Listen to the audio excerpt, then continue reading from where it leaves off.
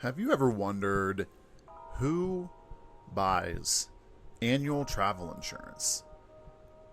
Most people buy single trip travel insurance plans for their trips because it is the most widely available, particularly embedded offers through various travel companies, particularly airlines. But what about annual travel insurance? How could this policy benefit travelers, help save them money, and how can you, as a partner or travel insurance company, better target these types of customers? My name is Clay, and this is Battleface Insights, and today we are going to talk about annual travel insurance of episode 2 of Battleface Insights and who is buying this plan. Hello everyone and welcome to episode 2 of Battleface Insights. I'm your host, Clay, and as you heard, today we're going to talk about annual travel insurance and who's buying this. So to kick things off with our first question, who's buying this?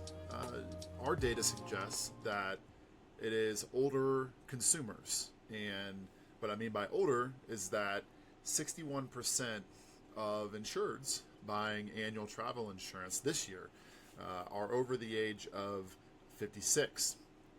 And even to that point, over 35% of insureds are 66 and older. So it definitely suggests that this demographic is nearing retirement age or are in retirement and have the ability to travel more frequently.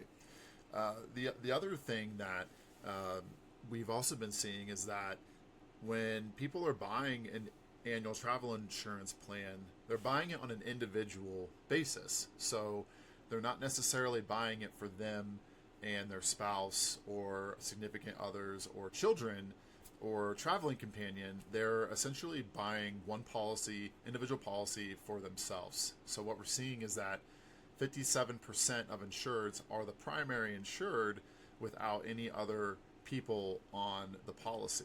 So what that means is that the other 43% have two or more people on the policy. So the majority are these individual policyholders without anybody else on the policy. So the other interesting takeaway that we're seeing is where these people live and who's buying this. And looking at a map of the United States, it's the three states you would likely think of when it comes to travel insurance because they have the highest populations. So California and Florida, to name a few, with Texas and my state of Colorado coming in at fourth. But what was interesting though is that when you look at it for just one state in particular, California is making up almost a third of the purchases. So it seems to be this bit of an older demographic who's based in the state of California and who are wanting to get out and see the world. And what I mean by that is that 66% of these annual travel insurance policyholders this year have indicated they're only going to international destinations. So 66%. And of that 66%, 64% of those selected multiple international countries at the time of purchase. So these travelers are definitely globetrotters, and they're getting out and they're seeing more of the world.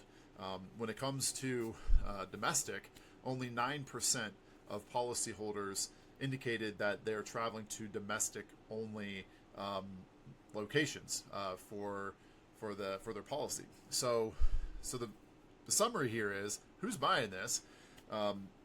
Travelers who are in that baby boomer generation or older Gen X travelers.